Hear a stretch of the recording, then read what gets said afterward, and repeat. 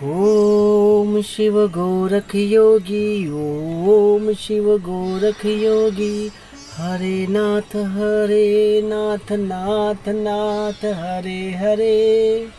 हरे नाथ गुरु गोरखनाथ हरे हरे। आदेश गुरु जी को आदेश। ओम शिव गोरक्ष जय शिव गोरक्ष। अलख निरंजन। बोलिए गुरु गोरखनाथ जी महाराज की जय हो। नवनाथ 84 सिद्धों की जय हो। सीताराम भगवान की जय हो। रामदूत संकट मोचन हनुमान जी महाराज की जय हो। सबसे पहले मेरे गुरु गोरखनाथ जी महाराज का एक कहना है। मेरे नाथ जी कहते हैं कि वाद विवाद में मत पड़ो। जो भी गुरु गोरखनाथ जी महाराज का सेवा या पूजा करता हो वो ये बात सभी जानते हैं कि हमें किसी से वाद विवाद नहीं करना है, खासकर उनसे जो बोलते हैं भगवान नहीं होते या होते हैं। हमें क्या ज़रूरत है किसी से कहने की भगवान होते या नहीं होते हैं। देखिए, मैंने भगवान को पाया है, मैंने भगवान के चमत्कार को पाया हुआ है। मैं खुद स्वयं, नहीं तो मैं ऐसे दीवाना नहीं होता भगवान का। मैं किसी की बातों पे भरोसा नहीं करता हूँ। मैं स्वयं के अनुभव, स्वयं के विचार, स्वयं मेरे साथ जो हो रहा है उस पे ही विश्वास करता हूँ और वही बातें मैं बताता हूँ। तो आज का ये सत्संग बहुत ही ज़रूरी है, आप लोग ध्यान से सुनिए। शायद आप लोग कुछ कमी कर रहे होंगे, जो मैंने कमियाँ की थी, तो शायद वो कमी आप लोग दूर कर सको। मेरे गुरु गोरखनाथ जी महाराज के आशीर्वाद से मैंने जो भी पाया, हनुमान जी महाराज के आशीर्वाद से, सीताराम भगवान के आशीर्वाद से, न्यायाधीश शनिदेव महाराज के आशीर्वाद से, मैं धीरे धीरे वो सब शेयर करूँगा आप लोगों को। मैं अपना खुद का, अपने जीवन की बातें, खुद के लाइफ के बारे में बताऊँगा। ये मेरा खुद का ही सत्संग है और सत्संग सुनना चाहिए।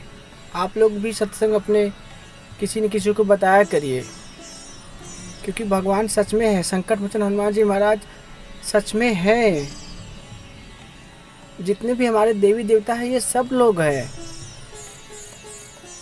बस कमी हमारे अंदर है कि हम विश्वास नहीं करते।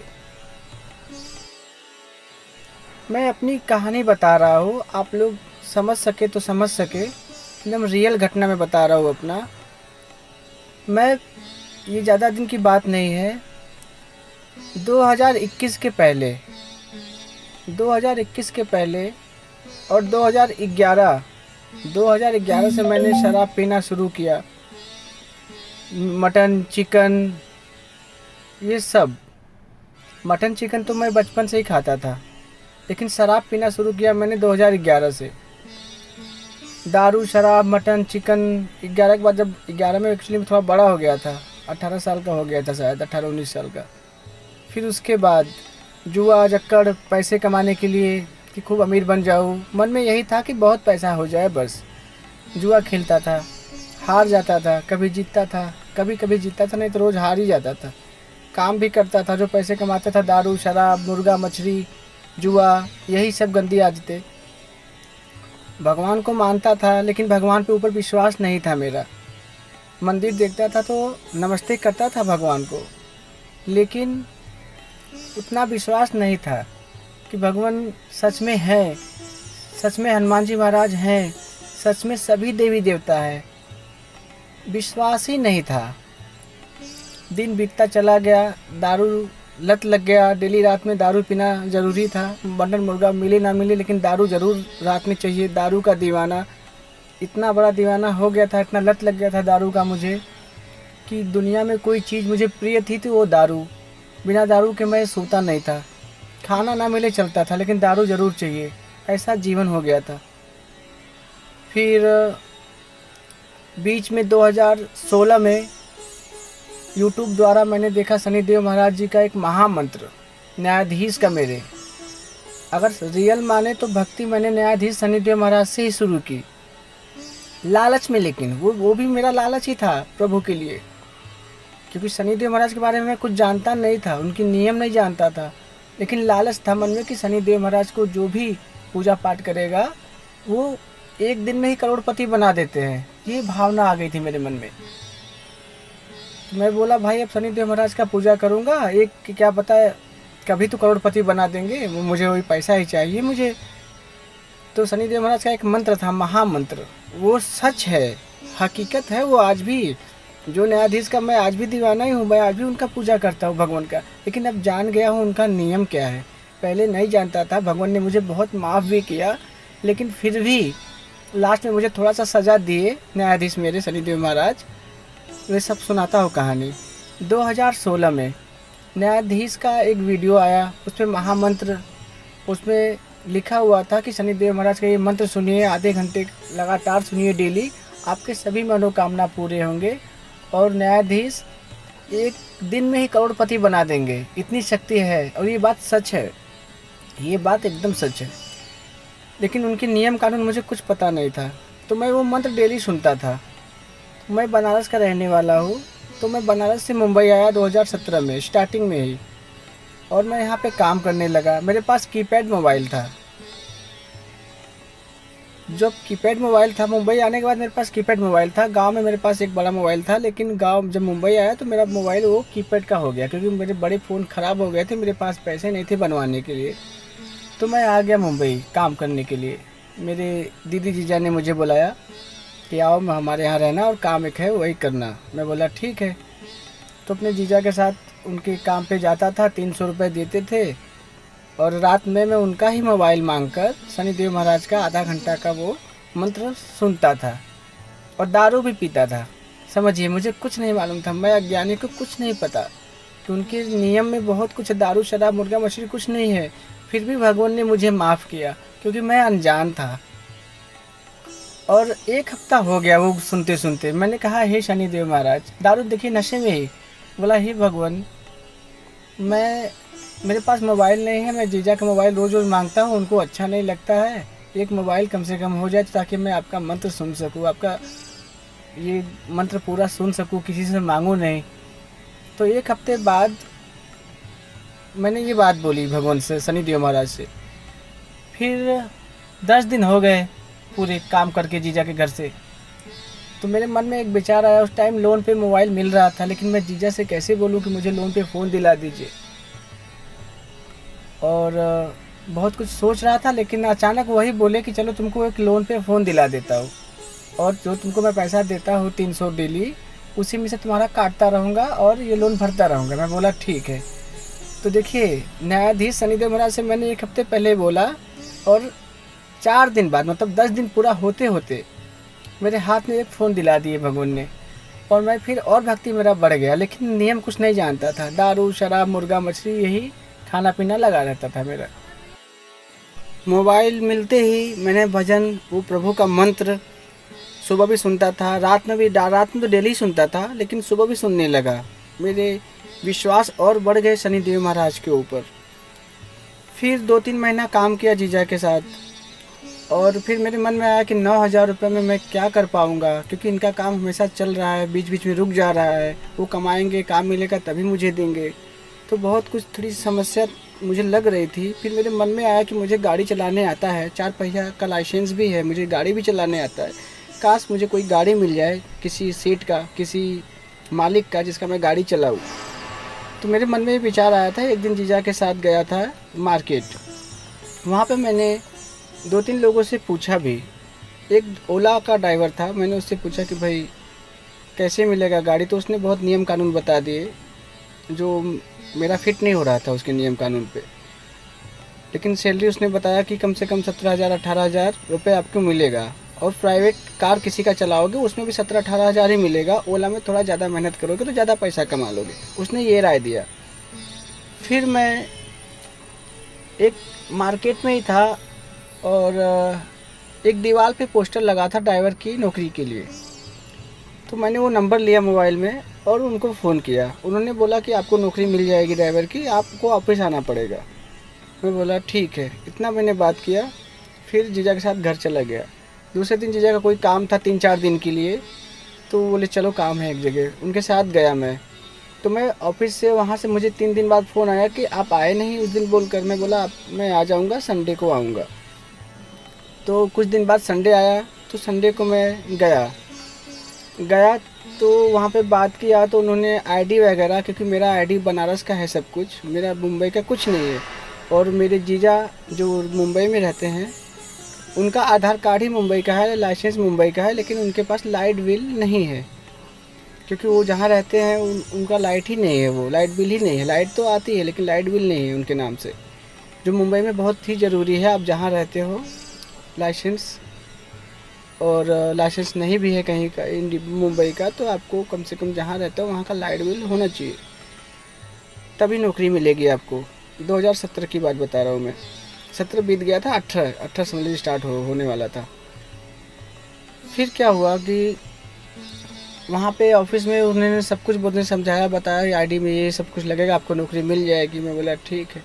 वापस आया जीजा के पास, इनके साथ एक जगह फिर काम इनको मिला 1 महीने के लिए। ये बोले चलो, मैं उनके साथ जाते लगा। रोज़ सोचता था मन में, शनिदेव महाराज के जब भजन मंत्र सुनता था तो मैं यही सोचता था, भगवान अब मेरे पास आईडी ही नहीं है, मतलब ये नौकरी कभी नहीं मिल पाएगी मुझे, ना तो मेरा किसी से पहचान है, क्या करूँगा, कैसे करूँगा। ये सब मेरे मन में बहुत दुख देती थी ये सब बातें, कि मुझे गाड़ी चलाने आता है फिर भी नौकरी नहीं मिल रहा है मुझे, और मैं 9,000 महीने की काम कर रहा हूँ, वो भी 300 डेली का। इसमें क्या बचेगा, रोज़ 100-200 दारू ही पी जाता हूँ, लत है, छूट ही नहीं रहा था।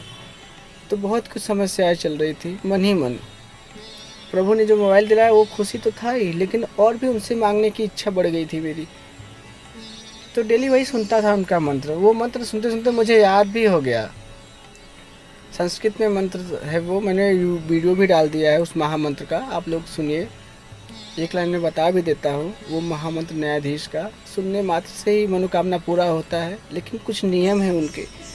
न्यायाधीश के नियम यही है कि एकदम ईमानदारी, एकदम सच्चाई, दया भाव अगर दिल में हो जाए तब उनका कृपा फटाफट होगा। मैं तो दारू पी के सुनता था, तब मुझे भगवान ने चुन लिया, मेरा भला किया।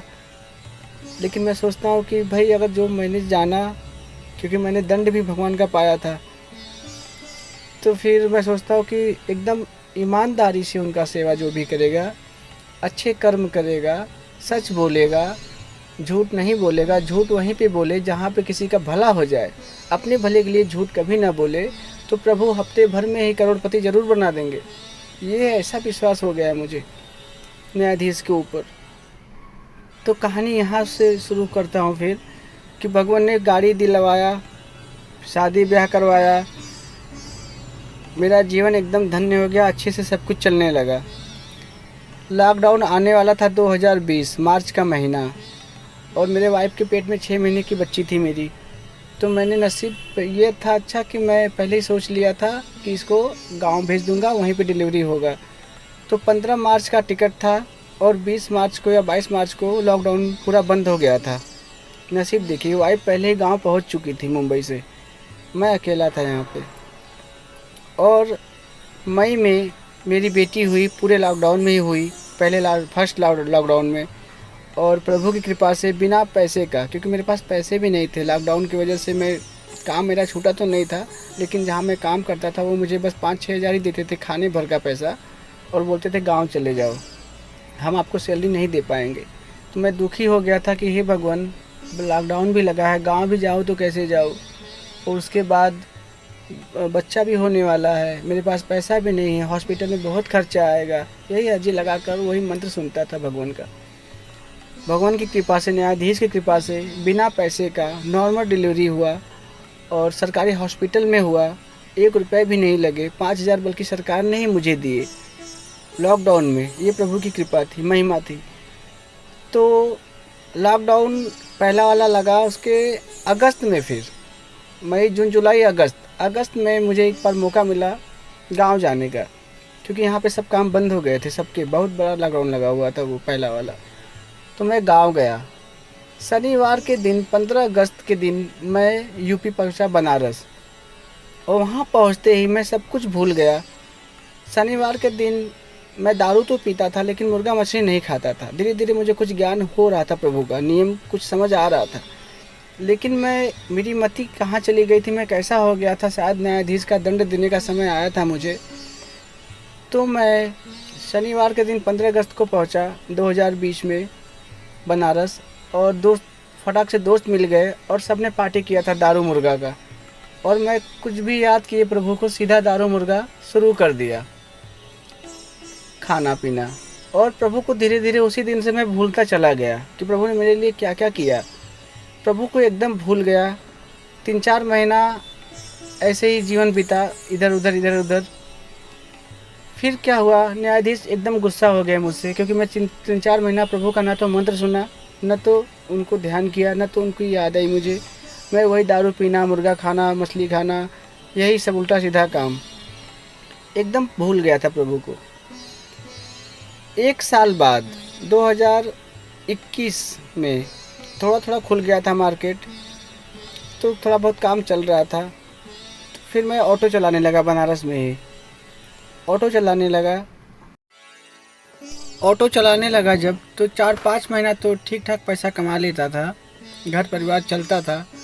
लेकिन फिर ऐसा समय आया, क्योंकि मैं प्रभु को समझ लो कि बनारस जाने के बाद 7-8 महीने में एक बार भी याद नहीं किया, उनका एक बार भी मंत्र का न तो जाप किया न तो सुना। 7-8 महीने बाद मेरी स्थिति ऐसी हो गई कि मेरा काम करने में मन ही नहीं लगता था, ऑटो चलाने में मन ही नहीं लगता था। और मैं ऑटो चलाता था भी दिन भर, तो मैं पैसे नहीं कमा पाता था। मेरे ऑटो में कोई बैठता ही नहीं था, तो जिसका ऑटो मैंने भाड़े पे लिया था उसका भाड़ा भी नहीं उठा पाता था। कर्जा हो गया 700-800 रुपये। तो मैंने ऑटो ही छोड़ दिया कि भाई अब मैं आपका 800 रुपये कुछ दिन बाद दे दूंगा कहीं से, लेकिन मैं अब चला नहीं पाऊँगा, कर्जा बढ़ रहा है, मैं ऑटो भी का भाड़ा भी नहीं उठा पा रहा हूँ। फिर क्या हुआ कि मैं धीरे धीरे एकदम परेशान, एकदम जीरो। जो मोबाइल मेरा था वो भी मुझे टाइफाइड हो गया, वो मोबाइल भी मुझे बेचना पड़ गया अपने दवा के लिए। मेरा बड़ा वाला मोबाइल, मल्टीमीडिया मोबाइल, मैंने बेच दिया अपने दवा के लिए, टाइफाइड के लिए। उसके बाद फिर कीपैड पे आ गया।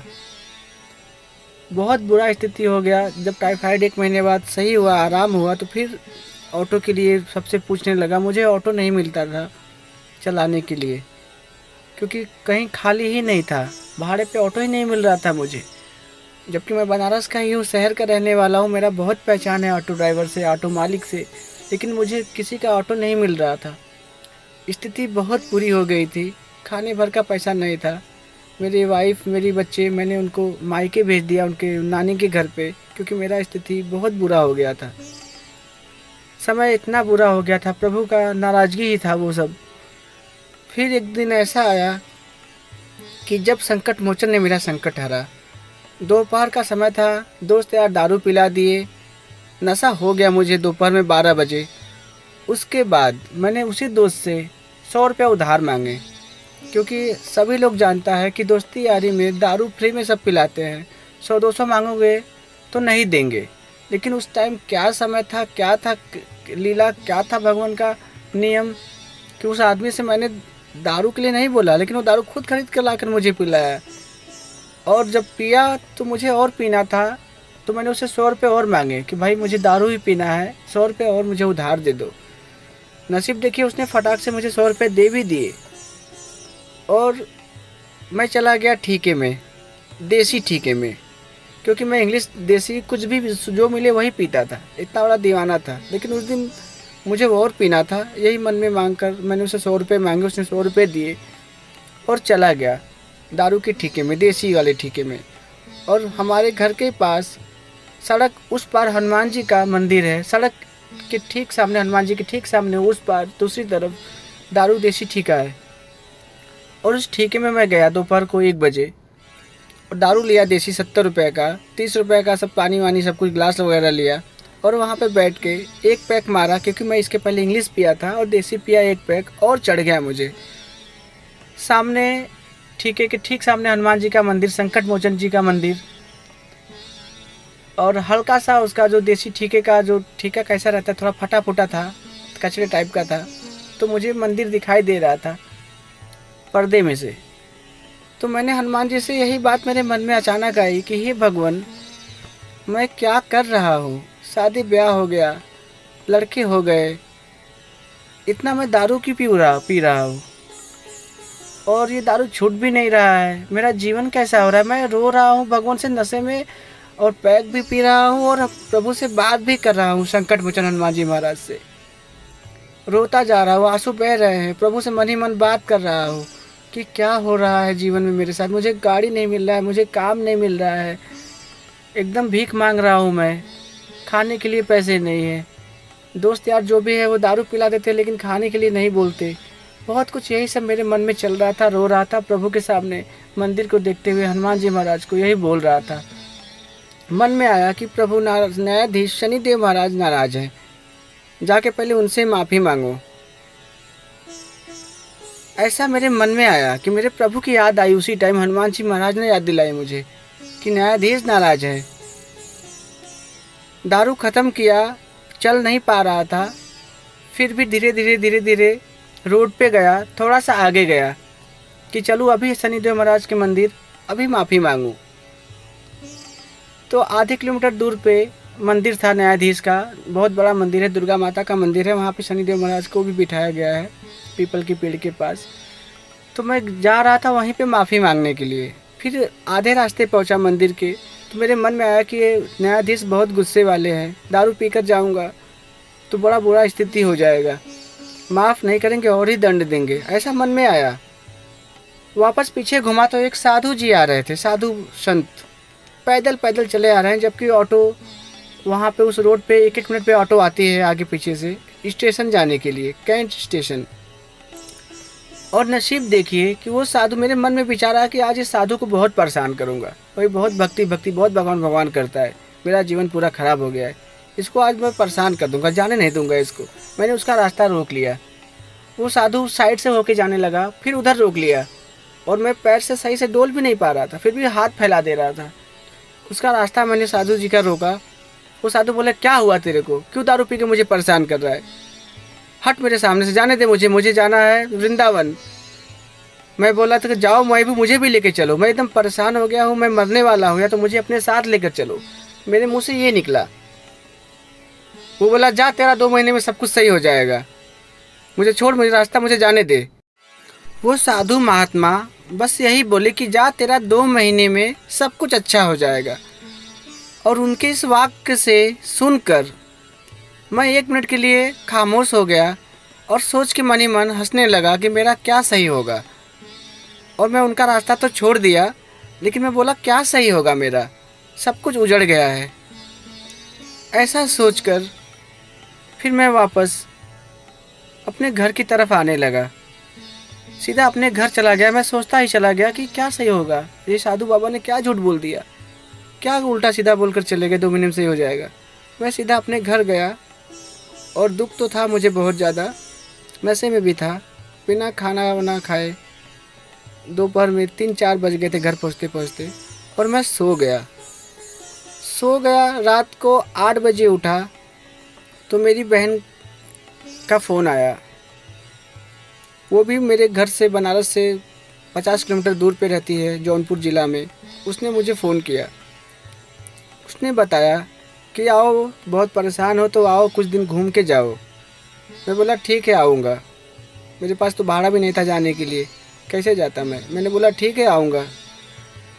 वो बहन लगातार मुझे 5-6 दिन फ़ोन करती रही कि आओ आओ, काम नहीं मिल रहा है, वहाँ बैठ के क्या कर रहे हो, बहुत वो मुझे परेशान कर दी कि आओ। तो मुझे बीच में एक 4 पहिए की नौकरी मिली 1 दिन के लिए, कहीं किसी को लेके जाना था, तो उनको लेके गया, रात को आया, 500 रुपये मुझे उन्होंने दिए। तो वो दूसरे दिन मैं सोचा कि चलो 5-6 दिन से मेरी बहन बुला रही है, चलता हूँ, जाता हूँ उसके पास। तो उसी पैसे से मैं गया अपने बहन के पास। तो मेरी बहन ने बोला कि देखो तुम एकदम वो हो गए हो, अपना परिवार कैसे चलाओगे, तुम इतना पी रहे हो। बहुत समझाया मुझे, लेकिन मुझे समझ में कुछ आ नहीं रहा था। तो उसने, मेरे बहन एक जिसने मुझे बुलाया, उनके ही पति, वो भी बहुत बड़े भक्त हैं, सेवक हैं, भगत हैं, तंत्र मंत्र का ज्ञान है उनको। तो मेरी बहन बोली कि इसको देखिए कुछ हुआ तो नहीं, कुछ पकड़ा तो नहीं है भूत प्रेत जो ऐसा हरकत कर रहा है, ये दारू बहुत पी रहा है। तो उन्होंने मुझे कुछ उपाय बताए, कुछ उपाय किए, और वो उपाय दीदी ने मेरे ऊपर से किया। तो 3-4 दिन मैं वहीं पे था, और उपाय करने के बाद मेरी दीदी खुद बोली कि तुम भी अब तंत्र मंत्र वाला ज्ञान इनसे सीखो, और तुम भी पूजा पाठ करो तभी तुम्हारा भला होगा। तो देखिए मेरे मन में ऐसा मैं ढोलक हो गया था, जो जैसा मुझे बोल रहा था मैं वही कर रहा था। मेरा उस टाइम मेरा खुद का मन काम नहीं कर रहा था, सब प्रभु की लीला ही थी। तो मैं बोला ठीक है, मैं भी तंत्र मंत्र सीखूंगा, मैं भी भगवान का पूजा करूंगा। यही बस हाँ हाँ बोलता चला गया। उन्होंने मुझे एक हनुमान जी का शावर मंत्र दिया कि आप पहले इसको याद करो, उसके बाद मैं आगे की विद्या सिखाऊंगा। हनुमान जी का मंत्र उन्होंने दिया, बड़ा मंत्र है, और वो मंत्र मैंने याद किया। पहले 2-3 दिन मुझे याद करने में लग गए, लेकिन मेरा सर बहुत दर्द होता था। 4 दिन में मैंने याद तो कर लिए पूरा मंत्र, लेकिन मेरा सर बहुत दर्द होता था। तो फिर क्या हुआ कि धीरे धीरे 1 हफ्ता बीता, मैं दीदी के घर पे ही रुक गया। 1 हफ्ता बीता तो मेरा मुंबई से फ़ोन आ गया, जहाँ मैं पहले काम करता था, कि आ जाओ, काम थोड़ा चालू हो गया है, आ जाओ।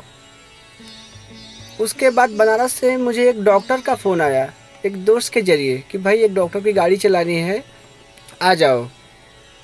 तो फिर मैंने डिसाइड किया कि घर में भी सबसे पूछा, वाइफ से भी पूछा कि कहाँ क्या करूँ, बनारस में ही डॉक्टर का गाड़ी चलाऊँ या मुंबई वापस वहीं पे जाऊँ।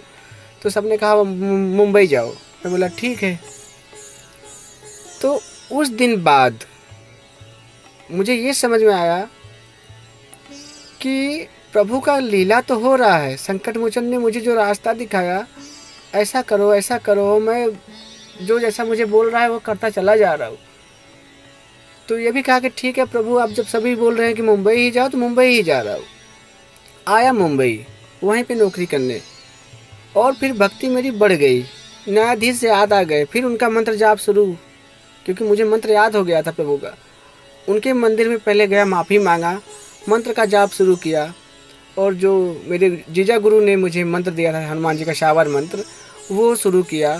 भक्ति मेरी बढ़ने लगी। मेरे सब काम जो पुराने बिखरे पड़े थे, मेरे पास तो फ़ोन भी नहीं था, क्योंकि फिर फ़ोन बिक गया था मेरा तबीयत ख़राब के चक्कर में। तो 1 महीना काम किया, पहले एक मोबाइल लिया, फिर ये हनुमान जी का सेवा, शनिदेव महाराज का सेवा शुरू कर दिया, एकदम अच्छे से, एकदम मन लगा कर। 2-3 महीना हुआ, फिर मुझे गुरु की तलाश हो गई। गुरु गोरखनाथ जी महाराज की कृपा से, मैं अपने शनिदेव महाराज, हनुमान जी महाराज की कृपा से गुरु ढूंढने लगा। जबकि मेरे गुरु तंत्र मंत्र वाले मेरे जीजा गुरु हैं, फिर भी मुझे एक गुरु की तलाश थी, भगवान की गुरु की तलाश थी। तो संकट मोचन और न्यायाधीश के आशीर्वाद से गुरु गोरखनाथ जी महाराज का मुझे ध्यान आया यूट्यूब पर, और मन लगा। और गुरुदेव के महिमा के बारे में मैंने एक वीडियो इसके पहले ही डाला हुआ है, कि कैसे प्रभु गुरुदेव मुझे मिले, कैसे मैंने उनको अपना गुरु मान लिया जीवन भर के लिए, तो कैसे क्या क्या बदला।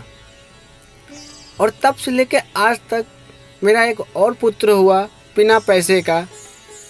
दारू शराब दुनिया में कोई भी इंसान अगर छोड़ सकता है, तो या तो वो बीमार हो जाता है बहुत ज़्यादा तभी छोड़ता है, या तो वो कोई दवाई खाए दारू का या कुछ भी करे तभी वो दारू उसका छूट सकता है। लेकिन मैं सीना ठोक कर बोल रहा हूँ कि मेरा दारू संकट मोचन ने छुड़ाया, शनिदेव महाराज ने छुड़ाया। न तो मैं बीमार हुआ, न तो मुझे कोई फर्क पड़ा। ये ही चमत्कार है, ये है संकट मोचन का, संकट हरने वाला तरीका। ये है प्रभु राम का कृपा, ये है गुरु गोरखनाथ का महिमा, ये है शनिदेव महाराज का महिमा। सीना ठोक कर बोलता हूँ, जब से प्रभु की शरण में आया 2-2.5 साल हो गए, दारू को हाथ नहीं लगाया, न तो बीमार पड़ा। और भगवान के आशीर्वाद से, गुरुदेव के आशीर्वाद से कई मंत्र सिद्ध किए। कितने लोगों का मेरे जरिए, मैं माध्यम तो हूँ, मैं नहीं बोल सकता कि मैंने सही किया, सही तो प्रभु ही करते हैं। कितने लोगों का तबीयत सही हुआ, जो भगवान करवा रहे हैं। तो मेरी भक्ति, मेरा भाव, मेरा नियम कानून जो भी हो रहा है, सब प्रभु के लिए ही हो रहा है। मैं अब कभी किसी इंसान से ये नहीं कहता कि आप गलत हो, आप सही हो। मैं अपना कर्म अच्छे से करता हूँ, न्यायाधीश के नियम पर चलता हूँ, सच बोलता हूँ। कमीशन, घूसखोरी, जुआ, जक्कर, लालच, दारू, मांस, मदिरा सब मैंने त्याग दिया है, और जीवन मेरा धन्य हो गया है। अब जीवन में बस यही चाहिए कि हे भगवान, ऐसे ही कृपा बरसाए रखना। मेरी विनती यही है मेरे नाथ, कृपा बरसाए रखना मेरे नाथ, कृपा हो बरसाए रखना। बस यही भक्ति करता हूँ, मन से गाड़ी चलाता हूँ, सैलरी भी बढ़ गया है मेरा, परिवार भी अच्छे से है, कभी किसी का कोई दवा भी मेरा 1 रुपया खर्चा नहीं होता है। ईमानदारी से नौकरी, जितना कमाता हूँ उतने में खुश हूँ। मुझे कोई लालच नहीं है, बस एक ही लालच है कि मेरा भक्ति मेरा ना छूटे, भगवान के चरणों में हमेशा पड़ा रहूँ, दुनिया का भला होता रहे। प्रभु, मैं आपके ही मार्ग पर चलूँ, सत्य बोलूँ, सच बोलूँ और आपके सभी नियमों का पालन करते हुए आपका सेवा करता रहूँ। भगवान नहीं होते मुझे नहीं मालूम, लेकिन भगवान सच में है ये मुझे पक्का बोल सकता हूँ, सीना ठोक कर बोल सकता हूँ। प्रभु की कृपा है। जब मुझ जैसे नशेड़ी को, दारूबाज को प्रभु ने कृपा किया, मेरा जीवन सुधारा, तो आपका भी जीवन सुधरेगा, आपका भी जीवन सुधरेगा। ये महिमा है न्यायाधीश की, ये महिमा है संकट मोचन की, ये महिमा है गुरु गोरखनाथ जी महाराज की। तो आप लोग ये मत कभी सोचना, देखिए आप जो भी गलती कर रहे हो अनजाने में हो रही है, अनजाने को भगवान माफ़ कर देते हैं तुरंत, लेकिन जानबूझकर अगर हम लोग गलती करें तो वो गलती भगवान कुछ नहीं बोलेंगे, फिर कहेंगे जाने दो। फिर भी प्रभु इतने दयालु हैं कि एक मौका ज़रूर देते हैं। तो ये सब हमारे ऊपर ही है, हम लोग क्या कर रहे हैं क्या नहीं कर रहे हैं सब समझिए, खुद से बातें करिए और प्रभु पे विश्वास करिए। आप जिसका भी पूजा भाव करते हो, पाठ करते हो, गुरुदेव सेवा करते हो, उन पे विश्वास करो, उनसे ही बातें करो, उनसे ही बोलो कि प्रभु मुझे मार्गदर्शन दीजिए, कौन क्या सही है क्या गलत है। सब कुछ आपको मिल जाएगा, सब कुछ मिल जाएगा। और एक सच्ची भक्ति प्राप्त हो जाएगी तो आपको मोह माया लालच ये सब खत्म हो जाएगा, सब कुछ खत्म हो जाएगा भक्ति के आगे। बस यही गाते रहो, कृपा बरसाए रखना मेरे नाथ, कृपा बरसाए रखना।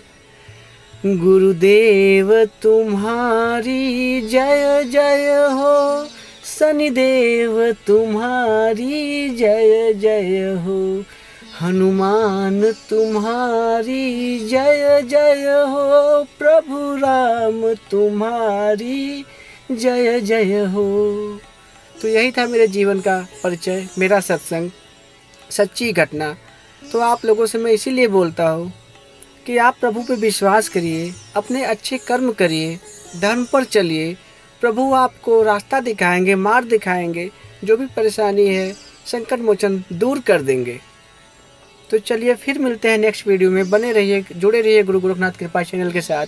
महायोगी शिव के अवतारी गुरु गोरखनाथ जी महाराज जैसे मेरा भला किए, संकट मोचन जैसे मेरे सभी संकटों को दूर किए, शनि देव महाराज जैसे मेरे सभी मनोकामना पूरा किए, आप सभी लोगों के करेंगे। ये मैं पूरे विश्वास के साथ बोल रहा हूँ और यही विश्वास मुझे आगे लेके जाता है। आपके प्रति, आपके प्रभु के प्रति जो भी आपके अंदर विश्वास है उसको एकदम पक्का करिए कि आपके प्रभु हैं, देख लेंगे, घबराइए मत। चलिए फिर मिलते हैं नेक्स्ट वीडियो में।